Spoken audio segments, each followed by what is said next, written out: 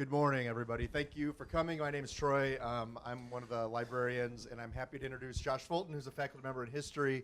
A few years ago, 5 years ago, we had a panel discussion marking the 100th anniversary of the start of World War I.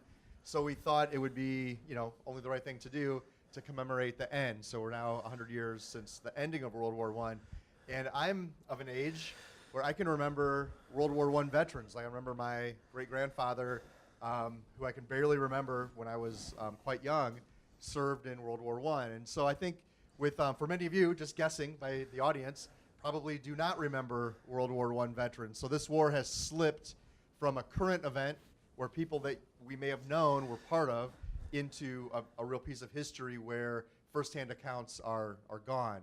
And so I think it's important because this war set up the 20th century, the things that came after it, conflicts and political maps and things that we still deal with today were set and put in place during this war. So it's important for us to not let that knowledge, that memory slip away, even though many of the participants are gone. So with that, I want to thank Josh for his time in doing this. Thank you all for being here. I will turn it over. Thank you. Oh, thank you. Thank you. Thank you, Troy. I know that the First World War is sort of, as Troy was saying, a sort of forgotten war. It falls sort of before World War II, and it's interesting that you say that you can remember World War I veterans, because my primary connection when it comes to military service is through World War II veterans, and the many who were in my family, and then later Vietnam and those types of conflicts. And so I think for many of us, it's those conflicts that are in our minds. It's not necessarily the First World War. And so to that end, what I thought that we would do in being asked to talk a bit about the First World War, how it matters to the American story, how it matters to our legacy, is to try to kind of hone it down into a few points. So it might be a bit hokey to title something "The Legacies of the First World War" in 14 points, with apologies, of course, to President Woodrow Wilson. But I also think it's a good way to keep us on task. It's a transformative conflict not only for America, but for the rest of the wider world, even though we only really kind of come into it at the tail end. The way I like to think about it is good relief pitching, of course, in a very, very, very difficult conflict at a very, very, very, very difficult time. So what I thought that I would do is go through a number of these points, kind of talk them through, really, and then see what questions folks have. I always think of history as a conversation, and so I think that would be, kind of a good idea. When it comes to the First World War, again, it's a conflict where millions around the world lost their lives, but it's a conflict where many within the United States have a very little understanding not only of how it affected us when it happened, but also how we thought about the war when it happened. Because we lose, yes, just over 100,000 individuals in the conflict, nearly over 10 million worldwide, although depending on what figures you read from Russia, it differs a little bit. But again, it's a conflict where, as it was ending, there was a real feeling within America, at least for a short period of time, that those who fought in this conflict, that those who participated in this conflict would be remembered and should be remembered. So the images that you actually see right here, one is a propaganda poster from the time. So I think it's very telling about how Americans thought about the war as it was occurring, right? So you see there the title Pershing's Crusaders, right? Really attempting to link the effort that the American Expeditionary Force was undertaking to that sort of crusader ethos. Rightly or wrongly, right, linking it to that crusader ethos. And when you see the image here to the right, again, this is just after the war has happened. This is an advertisement from the Marshall Field Company, advertising to returning veterans, come buy our stuff because you are conquerors. We love these individuals. We love you. Please come buy these things. And if you look a little bit at the imagery, it might be hard to tell here. But you can see, of course, the returning soldiers. You can see the Crusader iconography. And if you can kind of tell, do you see the wagons up there at the top, right? And that little bitty fort? They're trying to link it to America's frontier story. So it's a fascinating way, I think, that even as the war was ending, folks tried to be able to sort of say, this conflict is, again, a part of the American story, and it's one that should be remembered. So, all right, legacies of the war, right? Legacies of the war. There's a great book by the historian David Reynolds called The Long Shadow. And the quote that he has, I think, is very telling for us.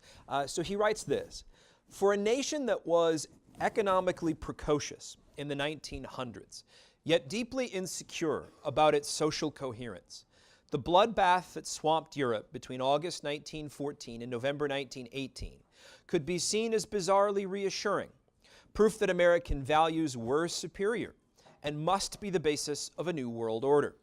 This ideology was articulated above all by President Wilson.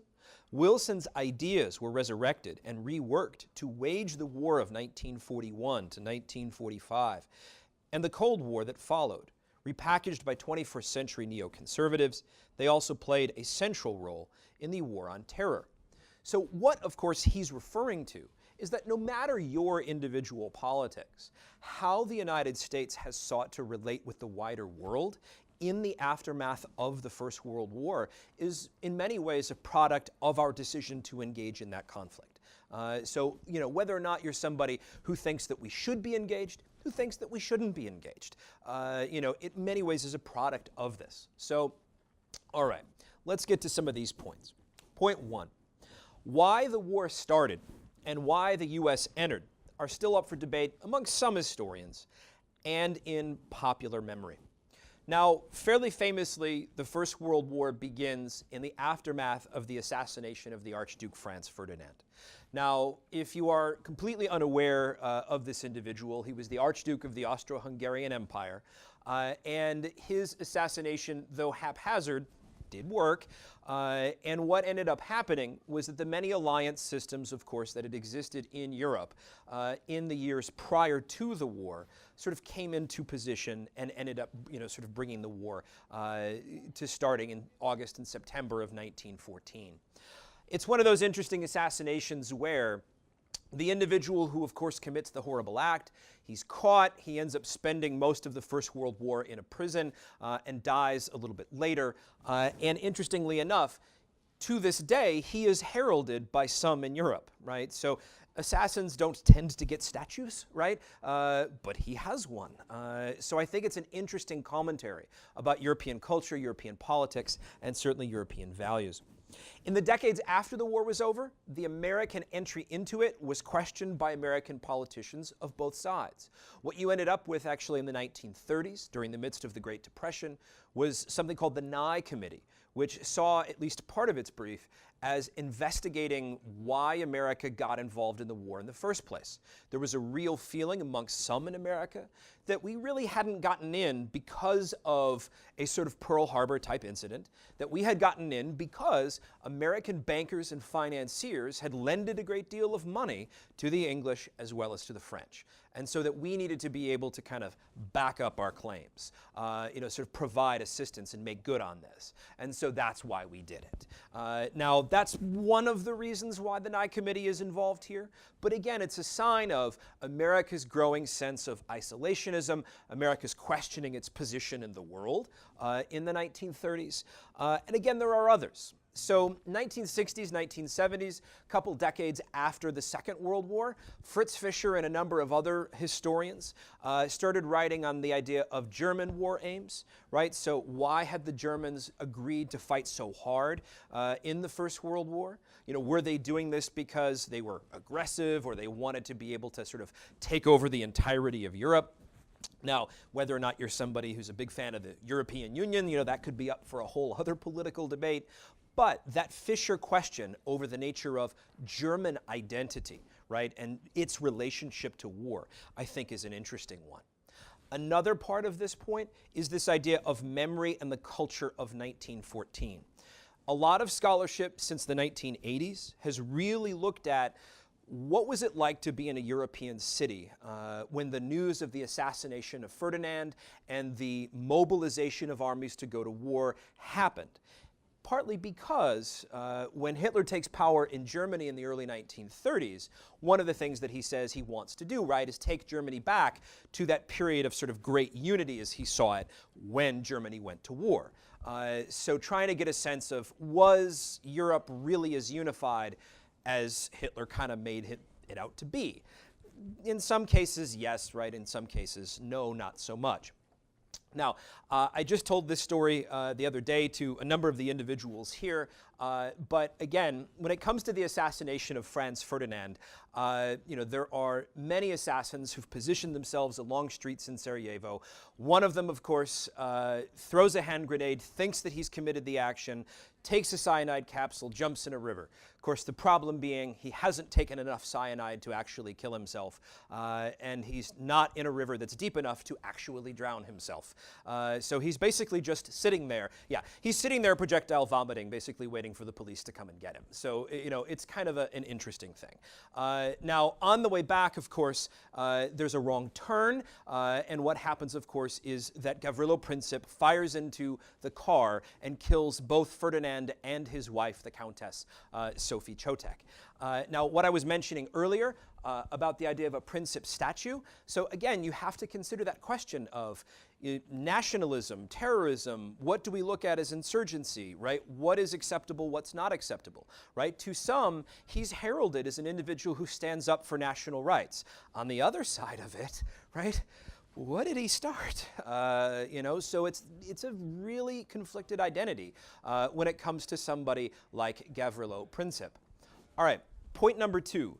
Trench warfare and its horrors reshaped our understanding of infantry war, paving the way during the war for a tactical revolution and technological and doctrinal ones that continue till today. So beginning in August and September of 1914, what you ended up seeing, at least on the Western Front, were these mobile armies that come into these clashes, such as at the Battle of the Marne, that when the front eventually stabilizes and trenches are eventually built, those trenches don't move more than a few miles for the entirety of the war. Right? It's only until late 1918, when the war is coming to an end, that you start to see some sort of movement along those lines. So much of what you ended up seeing during the First World War was not only the brutality of that trench warfare and no man's land as we know it, but also of military innovations to be able to break that stalemate, to be able to break that ability to be able to not move in any way, shape, or form. Now, many of the different implements that I'm sort of mentioning here, some of this was already being developed beforehand, but the incentive of the stalemate of the First World War is a pretty strong incentive. Right? So the use of machine guns to be able to try to break the stalemate of this, the use of tanks to try to be able to break the stalemate of things like Verdun or the Battle of the Somme, and of course the use of planes to be able to engage in war, combined arms war, as infantry support or in some cases operating as bombers independently. If you were an American soldier and you went to France in 1917 and early 1918, you would experience the trenches, right? This is what you would primarily experience. These very long, very deep trenches that by 1917, early 1918, were part of these very, very intricate defensive networks built up over a few years, right? So there was a phrase trench foot during that particular time, of course, because the boots these guys had, of course, were not exactly very used to being that wet for that amount of time. It was a very difficult thing to be here and to be in these trenches. If you look at some of the different tools that are being used by armies by the tail end of the war, so here's an example of a kind of tank that would emerge from the war. If you look at it, it looks a little different than some of the tanks that you might see, let's say, for example, in the United States military today, right? The M1A1 Abrams doesn't look like that. Now, this is much longer, right? And so you can kind of see what is that intended to be able to do, right? Go over some of those intricate trench networks, right? To be able to traverse those in open battle. But you also didn't want to announce to the wider public that this is the kind of thing that you were working on. So of course, these would have been relatively secret during this particular time. Now, a conflict as big as the First World War or the Great War is, of course, significant for many legacies, not just aspects of the battlefield itself. Point number 3. The eventual brutality of the war left the victors and the vanquished unable to grapple with a horrible influenza pandemic, though it did its efforts to coordinate public health that are commonplace today. So I know that there are many discussions in the news over things like vaccines, right? Vaccinations, right? What's acceptable, what's not acceptable, public health, right? All of these different types of things. One of the primary reasons why the First World War, particularly in the United States, is so ultimately forgotten is because what happens immediately after it, right? You have the Spanish flu, right? Now, the Spanish flu itself is to a certain extent forgotten. For one thing, it doesn't come from Spain, right? Anybody here ever heard it referred to, though, as the Spanish flu, right? Spanish flu, right? It doesn't come from Spain, right? Spain isn't particularly involved in the First World War, so what you end up having, right, is no censorship for the Spanish press. So what are the rest of the Europeans reading about Spain in 1918 is that the king has the flu and all these other individuals have the flu. So there's this assumption that this flu is coming from Spain.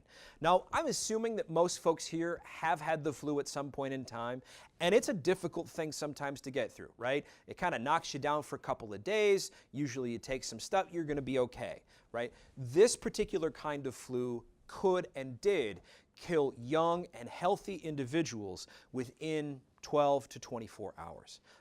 So I can't really go through all the pathology of it, but by the time you would, of course, pass away, your lungs had basically filled up with fluid, you sort of hacked yourself to death, and you had turned blue and purple, and it was really quite terrible. Now, as this arrives in America, there are 3 separate phases of it. One at the tail end of the First World War, which, as you can imagine, was a particularly difficult circumstance to endure, given the fact that during the midst of a war, you can't really stop going places, right? You kind of have to keep moving around, especially if you have orders to do so. And so what ends up happening then is that folks are bringing this all over, right? They're spreading this particular illness. And what comes of that is a death rate that is absolutely massive and one that we don't do a very good job of appreciating even today. Partly because even though the First World War doesn't get enough credit, the Spanish flu doesn't even get any credit, really. So in the US, the figures vary. So between 600 and 750,000 individuals die as a result of the Spanish flu or the influenza pandemic. There are a number of estimates when it comes to this particular malady globally. So a few years ago, they would say 20 to 25 million. More recently, the estimate is around 50 million. There are some scholars that also estimate that it's nearly 100 million individuals who were killed. So it is a particularly terrible thing. Just to put that in perspective, if it ultimately was 100 million, right, that's more than World War II. That's more than the Black Death, right? All of those different types of things. It is far, far, far more. Vaccines were to a certain extent in their infancy with this. There wasn't a genuine, perhaps, appreciation of the value of what they could offer. There was a lack of a coordination of public health officials and activities to be able to truly understand how something like this would spread. And also, remember, this is a time when there's an assumption that folks from, let's say, certain countries might be carrying certain things. And so public health officials were also connected, certainly, to the role of eugenics at the period, right? So I put this image up because I thought it would be a good one for us to see. You can see the health professionals there wearing the masks, right? This was a commonly done thing. There was this belief that if you wore a mask, you'd be fine. That's all you needed to do. The only problem, of course, being folks would shut themselves up in their houses. They'd go outside. What would they do? They'd take the mask off and breathe all over each other, thus spreading the flu. All right. Point number 4, the Treaty of Versailles that ended the war directly set the world on a path to future conflict, and World War II was the result, right? Why we're talking about this when it comes to this anniversary today is that 1919, in addition to being an anniversary for so many things, is the anniversary for when the Treaty of Versailles was signed. Now, this is, of course, one of the most problematic diplomatic pieces in the course of human history because of the many components that it contained. One of them was the war guilt clause, where the Germans had to admit that they were singularly at fault for the conduct of this particular war. Now, they, of course, strongly disagreed, but they were really in no position to be able to make an argument here. They were forced to pay billions in reparations, which they, of course, could not do, given that their economy was a shambles at this particular time. Many of their colonial territories they are going to be forced to relinquish. So the idea of Germany as imperial or colonial empire is on the decline as a result of this. Their army is going to be declined down to about 100,000 individuals, and their economy for a short period of time is going to be occupied by Allied military forces. So it's a very, very, very difficult post-war period for Germany. Some of you maybe had a class at some point where you've seen images of Germany in the 1920s, where their money is put into bundles and is used by folks to do just about anything, right? The inflation that hits Weimar Germany in the 1920s, of course, again, is one of the most difficult economic times that the world has ever seen. Another example of this would be something like how folks experienced battle, all right? So when the war is over, you've got millions and millions of soldiers who endured a military experience unlike anything that they had ever seen in the course of human history. The last time a conflict in Europe had been this destructive was the 30 Years' War back in the mid-1600s. All right, so just to give you an example, the first day of the Battle of the Somme, the worst day in British history, all right, for a week before this particular day started, the British military, along with their allies, shelled German positions with 1 million shells. All right, they shelled them with 1 million shells. That's a lot of ordnance, right? That's a lot of ordnance to endure.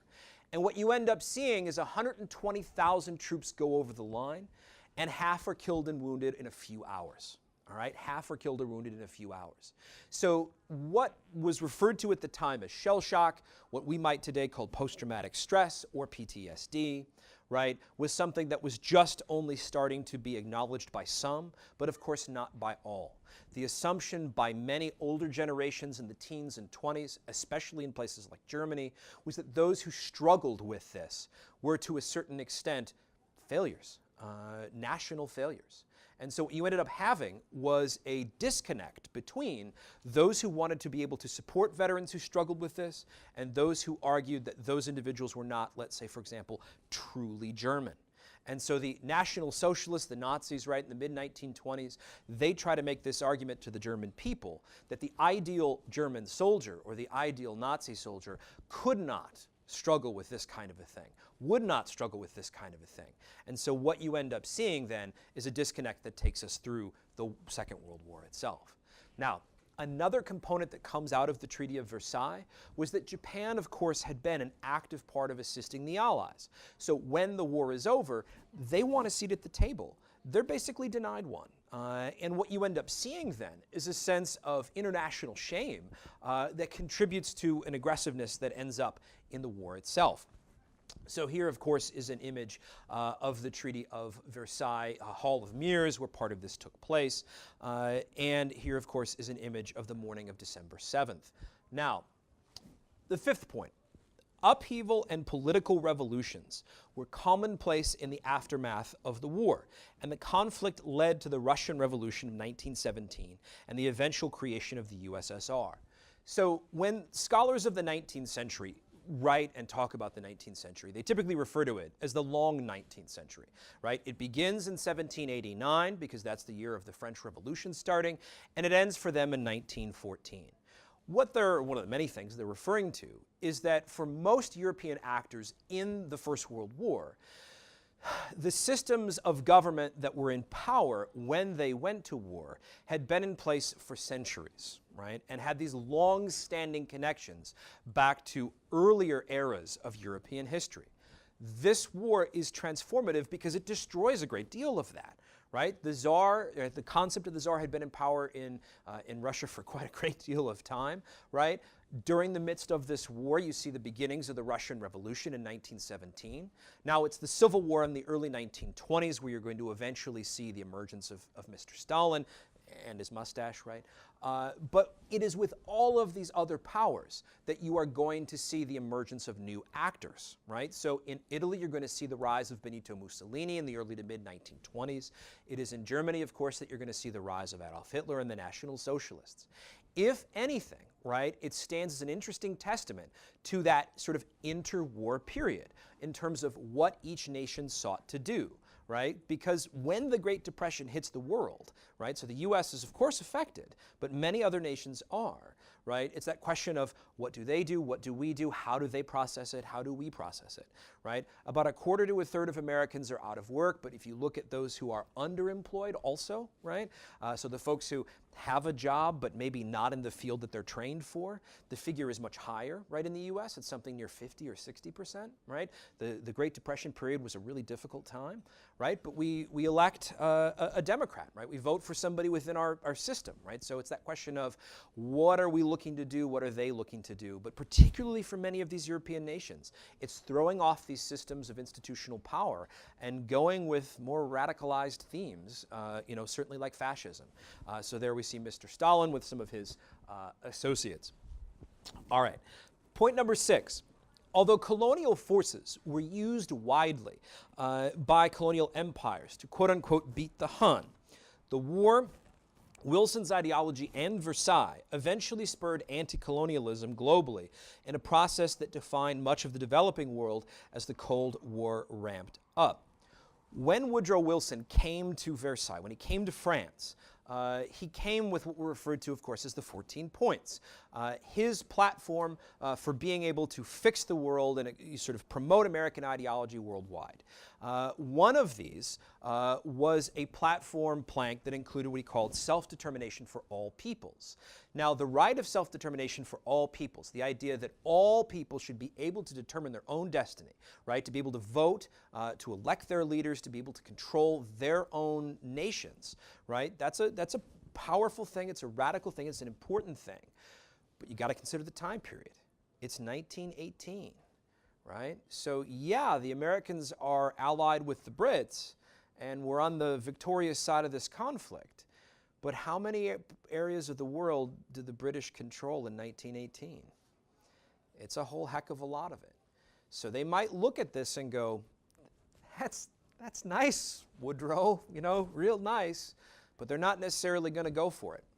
But this is one of those things that led many others to feel inspired by America's story, right? This is what the U.S. is saying, right? We will support your drive towards freedom. And that is something that many individuals across the world are drawn to, right? So certainly you have an individual who comes to be known as Ho Chi Minh showing up at Versailles looking to be able to meet with President Wilson. He doesn't, but he feels, of course, that this could be something. Wilson certainly leads to what's called the League of Nations, which is established. When the Ottoman Empire is broken up, what you see is the creation of something called the mandate system here, where some of that is given out. And what you end up seeing again, as a legacy of this conflict, is this idea of the ending of colonization, right? That colonization itself no longer really has a good place for this, and it should come to an end. So certainly that'll occur in India in 1947, in the separation and everything, the partition. And certainly within the UK, right, Ireland and its story would be a good example of this. So during the war, you have what's called the Easter Rising in 1916. You eventually, of course, have the Civil War, the creation of the Irish Free State, and the conflicts that last through the Troubles and all the way up through the Good Friday Accords. So there's quite a lot that is contained in this. Now, Ho Chi Minh, of course, and his support or his desire to be able to achieve support for the Indo-Chinese people, for the Vietnamese people, again, it's rebuffed at that particular time. And so what you end up seeing, right, is the return of French colonialism and the eventual, throughout the 1940s and early 50s, development of this from a war with the French to eventually a war with the United States. So certainly I would be remiss if I didn't sort of say that I have a family connection to that, right? So my dad was in the Vietnam War in 1970. All right.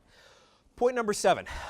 Global, not just regional activism in U.S. foreign policy was a significant outcome of the war due to Wilson's ideology, predating Truman, but echoed by U.S. Cold War efforts.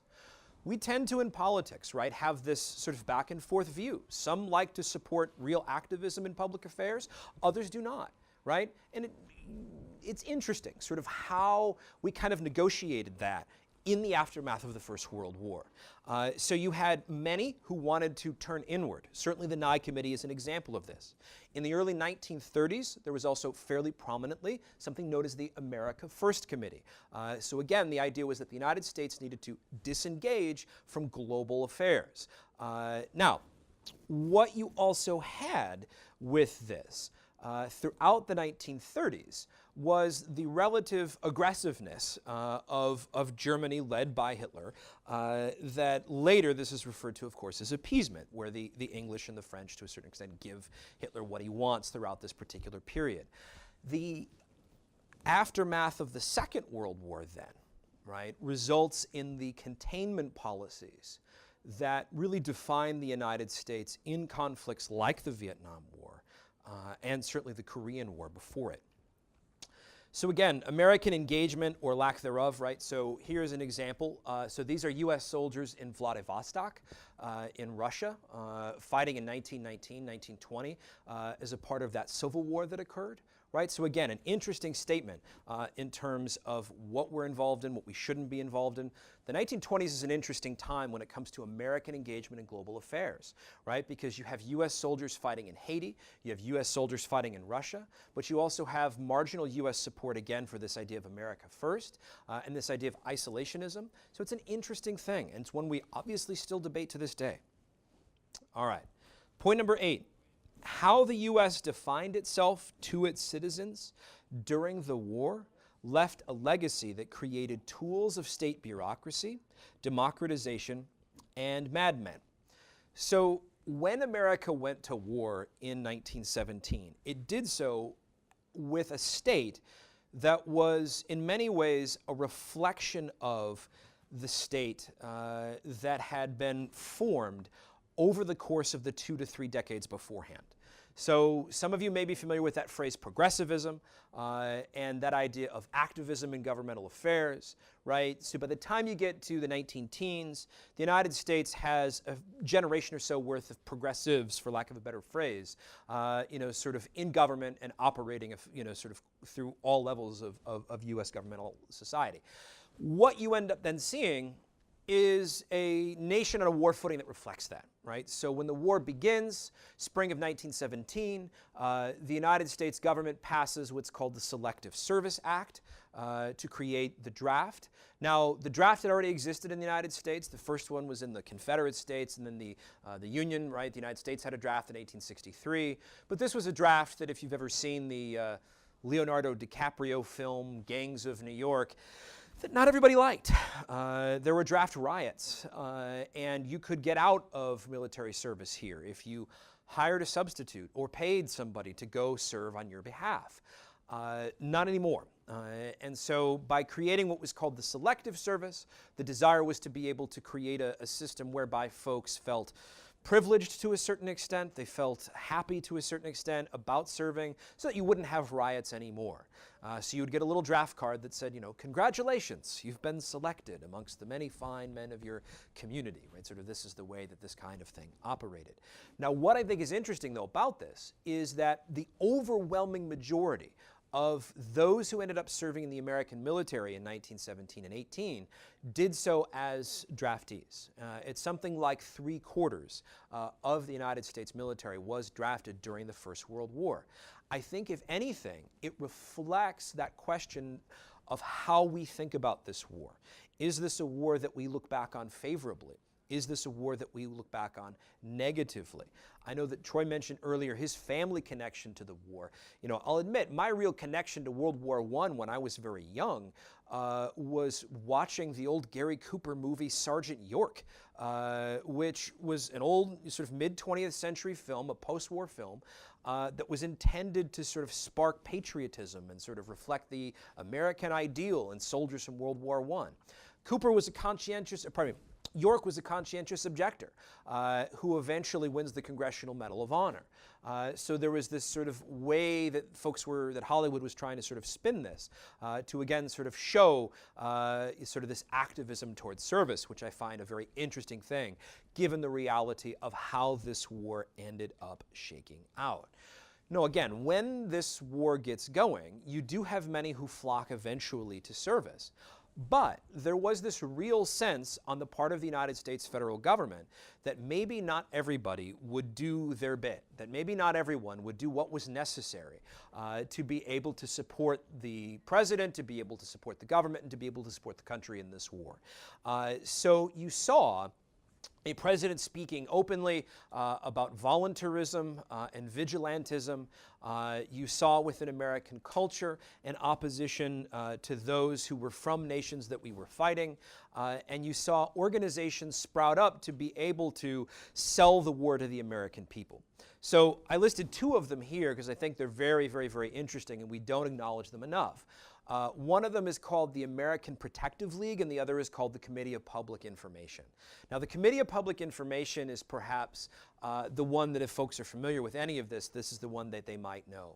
The Committee of Public Information was founded in Chicago. It was run by a guy named George Creel. And it was really a sort of way that the federal government sought to be able to disseminate information about the war to the American public. Right? So when I was in college, for example, the Iraq War was starting.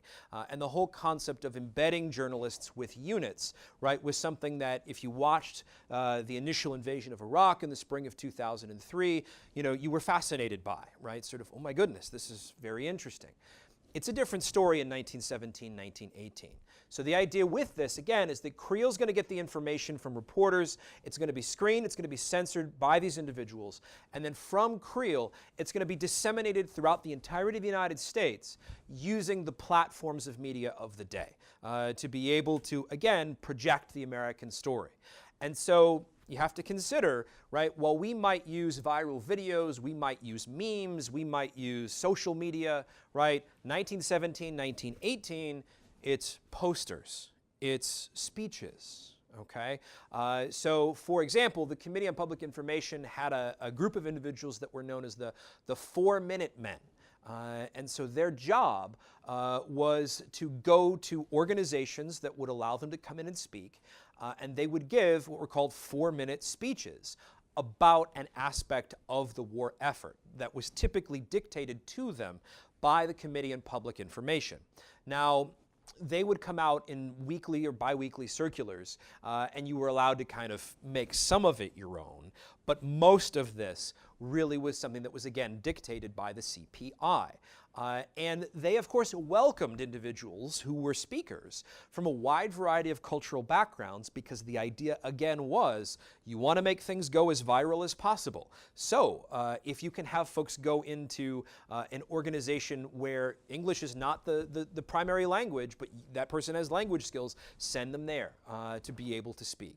Now, there are some different sort of definitions as to why this is referred to as the 4-Minute Men. Now, part of that has to do with changing over the silent film reels took around that amount of time to be able to do this. And so somebody would, of course, change it over. You get up and speak, then that person would come down. Now, that's kind of the above board part of it. The other part of it is what's called the American Protective League. So again, the Committee of Public Information, again, is an arm of the federal government during World War I. The American Protective League was an offshoot of the Justice Department during World War I, and it was founded in the city of Chicago. And there's about 250,000 members all around the country. Now, eventually, during the First World War, you are going to see the passage of a Sedition Act, which makes speech against the American sort of support and story for the war illegal. And so what the American Protective League saw its role as doing, or saw its role as, was as sort of plain-clothed supporters of the American war effort. And so what they would do is they would go around to different organizations. They might stop young men in the streets, check and see if they've got their draft papers, and they would engage in what they called slacker raids. They might go around during different bond and loan, Liberty Loan initiatives, right? So this was raising money for the war. This was called Liberty Loans. They would go around to communities and see if you were purchasing enough Liberty Loans, right? See if you were buying enough bonds. So again, armed men showing up at your door saying, have you bought your bonds yet, right? So it's a very interesting statement about what folks were defining participation in the war as being during this particular time. again, the American Protective League was a fairly prominent organization. The slacker raids that they conducted were all over the country. One of the largest slacker raids that is actually done is in the city of Chicago. Navy Pier at the time was actually used as a place to house some of these individuals. And so again, it reflected sort of this broader aspect of vigilantism. It reflected this broader aspect of anti-Germanism which existed in the country at the time. So, again, I think we tend to marginalize that. I think we tend to forget it. I think we tend to look at this particular image and go, oh, okay, we get it now. But I think things like the American Protective League bring up real questions about dissent in wartime, the role of the state, what is okay and what is not okay, and are real interesting things for us to be discussing and for us to be able to ask. All right. Point number 9. The national identity crisis in the United States during the war was mirrored in Illinois and the Chicago area, where efforts at voluntarism resulted in a constructed ideal of what it meant to be American on display at expositions and in the ephemera of war. Again, dissent in wartime was something that folks struggled with a great deal. Perhaps one of the most noted advocates and outspoken individuals of the time was a guy by the name of Eugene Debs. He was a socialist candidate for president, a number of times was a radical public speaker, was a union advocate. He's eventually arrested and goes to prison. So again, this question of support for the war, lack of support for the war, we still deal today, issues of the legacies of protest and what's okay, what's not okay. Certainly Debs is somebody who's a reflection of that conversation. Again, those slacker raids that I was mentioning earlier would be an example of this. And again, the outright anti-Germanism that existed throughout the United States at this time would be another example of this as well. So once the First World War gets going in the United States, there is a feeling that it is absolutely acceptable to be able to openly discriminate, and in some cases violently, against anyone of German ancestry during the war, right? So you see sauerkraut turned into being called Liberty cabbage. So I remember in 2003 when the Iraq War got going, of course, I believe it was the U.S. Congressional Cafeteria turned French fries into freedom fries, right? Sort of this kind of a thing. You have oppositions against the speaking of the German language. So I'll give you an example. I grew up in Brookfield, Illinois. It's famous certainly for our zoo, but if you actually read the Brookfield newspaper during World War I, they passed a law that said it was illegal to speak German on the streets of Brookfield. So that kind of anti-Germanism was common, particularly in areas where you have a lot of first and second generation German immigrants. You had laws that basically stated whether or not folks of a certain immigration status could live near where certain industrial production was going for the war. You eventually have an individual who is murdered. A gentleman by the name of Robert Prager is a young German American. He's murdered in Collinsville, Illinois during this particular time. So again, that anti-Germanism was rife and was accepted by many. But again, what we're talking about is a war effort that melded many of these different components that I mentioned earlier together. So an example of this was the Committee on Public Information also put out very large expositions where they tried to get local communities to demonstrate how patriotic they were being, how prideful they were in this definition of nationalism at this particular time.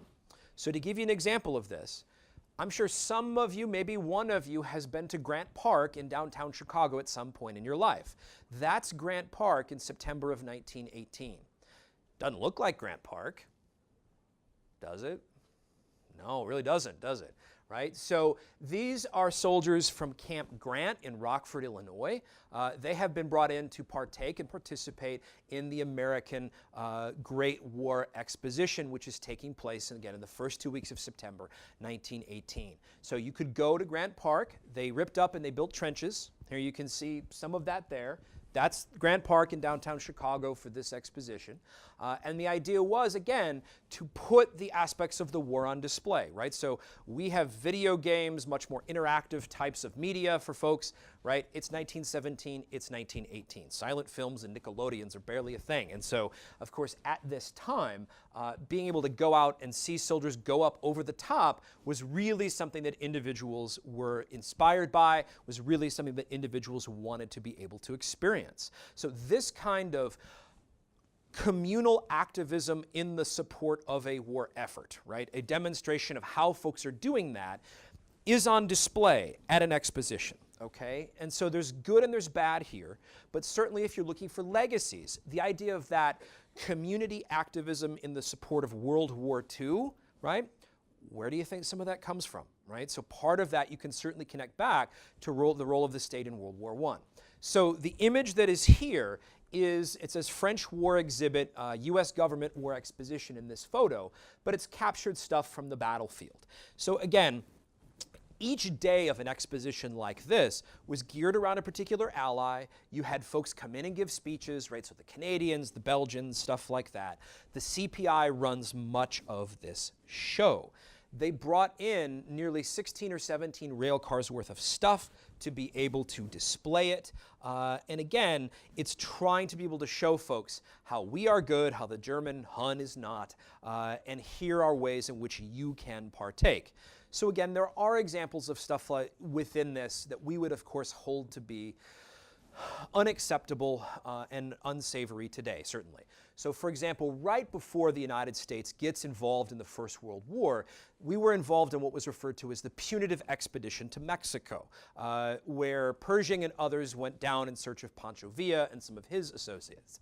And so what you ended up having was this view on the part of the YMCA and other organizations that American soldiers were not catered to in the most wholesome way during the punitive expedition. And so what they tried to do at expositions like this is show how, with the YMCA, the Knights of Columbus, and any number of other organizations, the Commission on Training Camp Activities would be a good example, how those organizations were able to help change the story.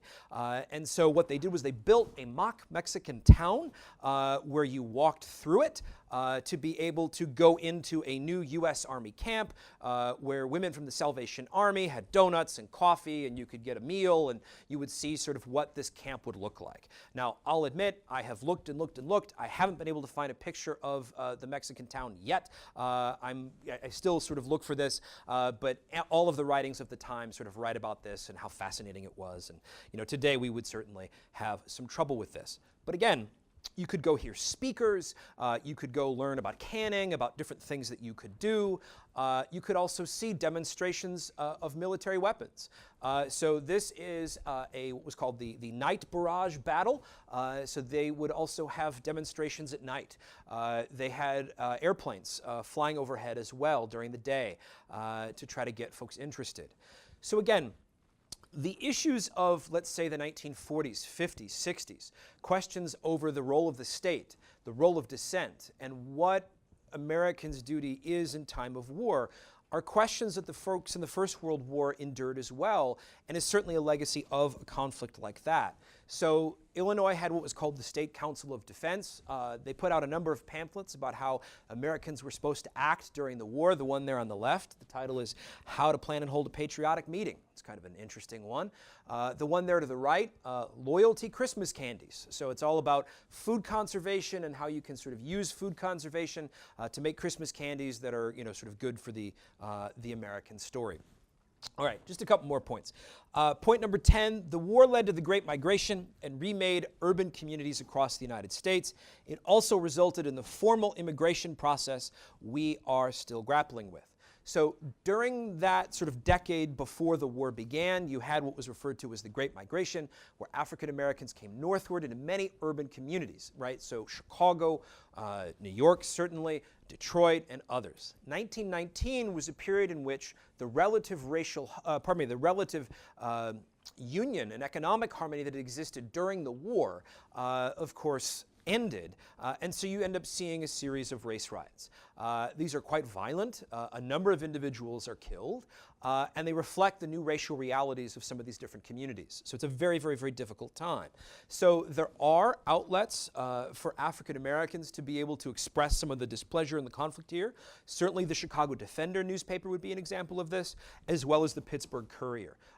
These were relatively prominent ones. If you're someone who is interested in World War II history and has ever heard about what was called the Double V campaign for African Americans during World War II, that was partly coming out of the Pittsburgh Courier.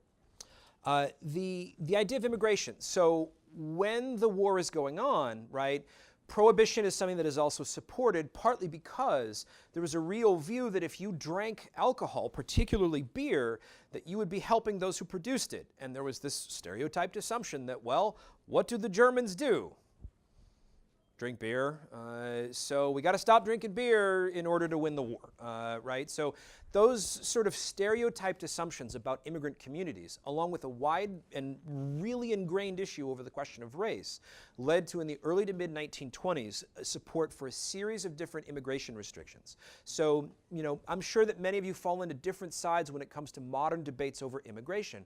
But it was around 100 years ago, in the aftermath of the First World War, when American immigration policy was set down. All right, and what you end up seeing with that is a sort of discussion over whether or not, what America looks like, right? What the American story, again, should reflect.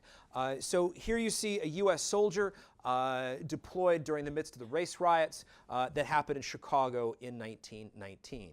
And again, don't sort of get me wrong, these were of course incredibly brutal things.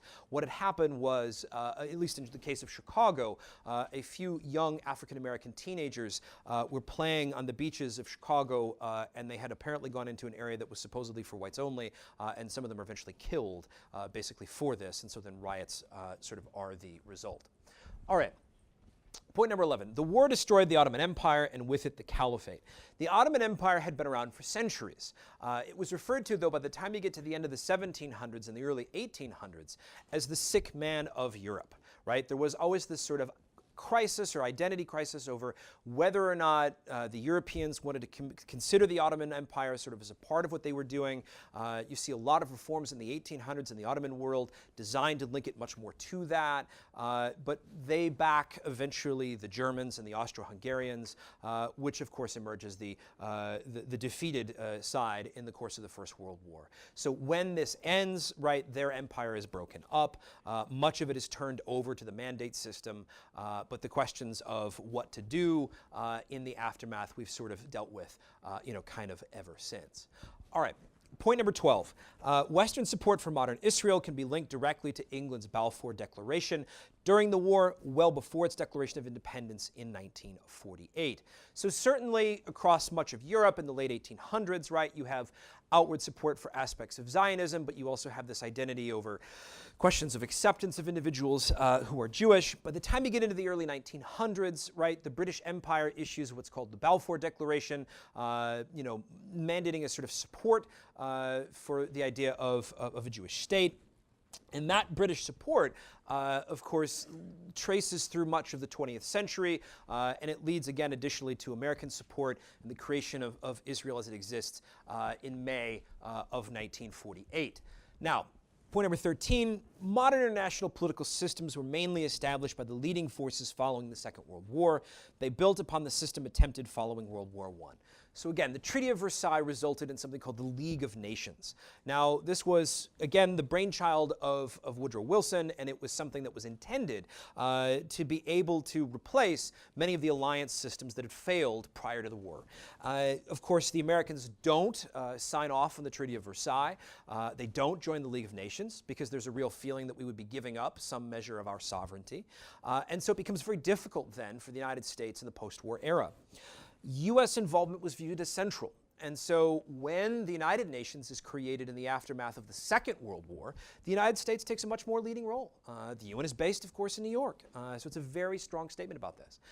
And you can also carry out that legacy to things like NATO, right? The North Atlantic Treaty Organization, right? Again, founded in the aftermath of World War II, right around that time of something called the Marshall Plan, where the United States, again, takes a leading role in this question of the defense of Europe. All right, so certainly here we see Eleanor Roosevelt, right, sort of a key figure with this. All right, final point for us. Point number 14. This ongoing discussion in many ways is a battle for memory, and it's a battle that continues, right, to this day. I had a chance a few years ago to go to Normandy, France, which was a wonderful experience, took a number of students with us. And one of the things that I noticed in one of the small French towns was this particular statue. Now, I grew up in Illinois, I grew up in Brookfield, but I had family that grew up in small farm towns where pretty much in most of those small farm towns, right in the center of town, you got your public park, which has Civil War materials with it, right? Usually a cannon, a couple of cannonballs, right? Maybe a plaque or something like that. And that's great. You know, you go to some communities around the Chicago area, you might see something connected to World War I, but usually what is it? It's stuff connected to World War II, right? It's a howitzer, maybe a little piece of something. That's about it. In France, this particular image really, again, stood out to me. Because one, the person is wearing, you know, it's almost a female figure. It looks like they're wearing military clothing. The face, though, is blown off, right? And I was told by those at the time that it was blown off during the initial artillery for the landings in World War II for D-Day, for the invasion of Normandy. But they've kept it, and I think it's a really interesting legacy and an interesting sort of statement about the enduring aspect of the war for a few reasons. One certainly is the industrialization of war that hit the world between 1914 and 1918 resulted in a very large amount of ordnance that to this day has yet to be handled, has yet to be dealt with. So there are areas in places like Belgium and in parts of France where they are sort of left with the assumption being you don't want to go to that space because, again, there would be a lot of unexploded ordnance there. The issue of how to memorialize war, right, is an aspect of this too. I think that's something that we deal with things like the American Civil War, right, and the conflicts there, this question of how do we memorialize, right, what's the difference between acknowledgement and glorification, right? And another aspect of this is, of course, reconciliation, right, because a few decades shortly after the ending of the First World War, you're going to see, of course, the beginning of the Second World War and a conflict with Germany that would not end until 1945. But the ability of those nations to be able to reconcile, to be able to move past and continue to develop relationships is an interesting comment about international diplomacy and, again, how we deal with the legacies of this conflict every day. So, all right. Thank you all. Thank you very much. Okay, we have time for a few questions. I have a microphone so everyone can hear. If you have a question, please raise your hand.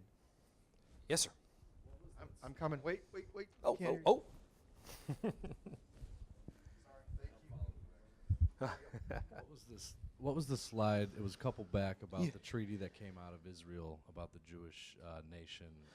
Oh, there the was a Balfour, picture. the Balfour Declaration. Could we see that? Can I see that? Oh, one yeah, more yeah, time? sure. Let's skip through that And real that's, quick. the image itself is widely available on the internet, so you would be able to see it.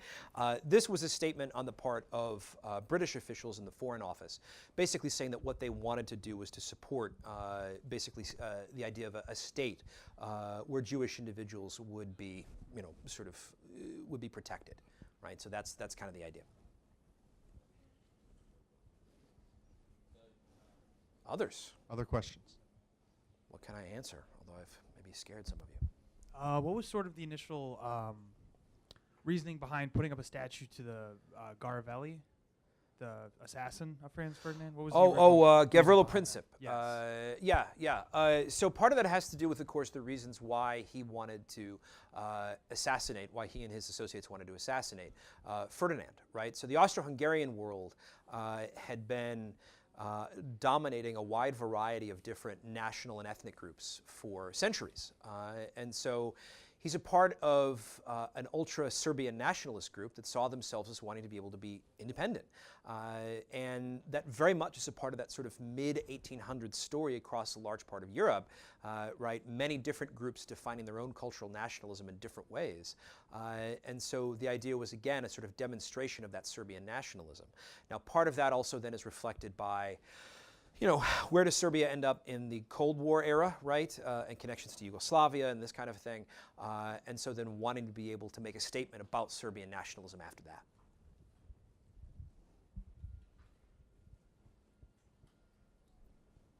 Other questions? Anybody else? Yes, sir.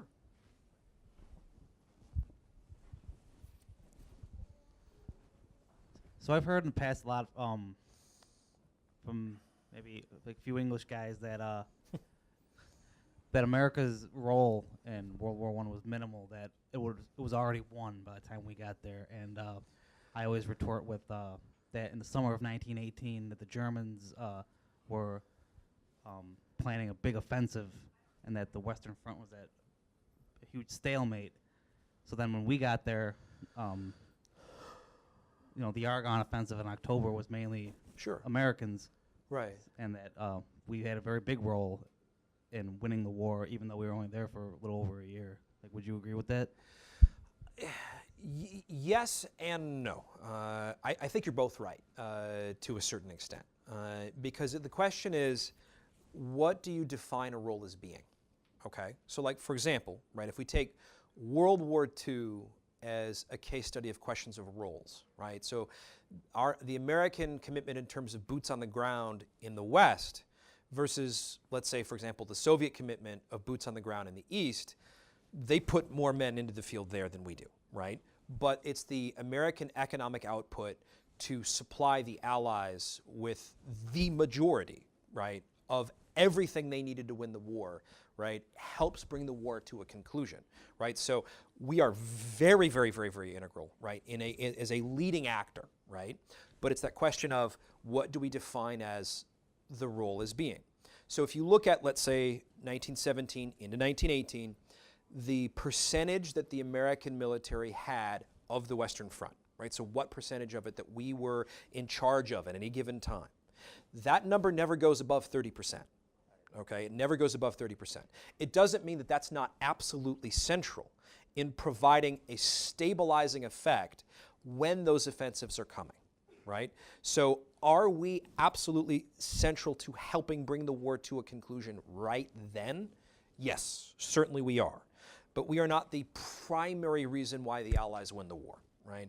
That would be disingenuous of us. That's what I always say. I always say that, like, why can't we just agree that we both, like, we're on the same side? We both. I mean, I think everybody wants to be prideful, right? Everybody wants to be prideful about their own nation, about their own history, about their own character, all that stuff.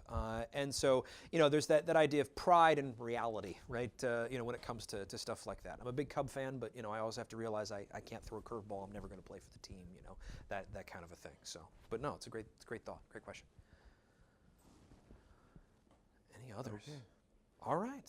How about one more round of applause? Thank you, Josh. Thank you. Thank you. Thank you all for coming.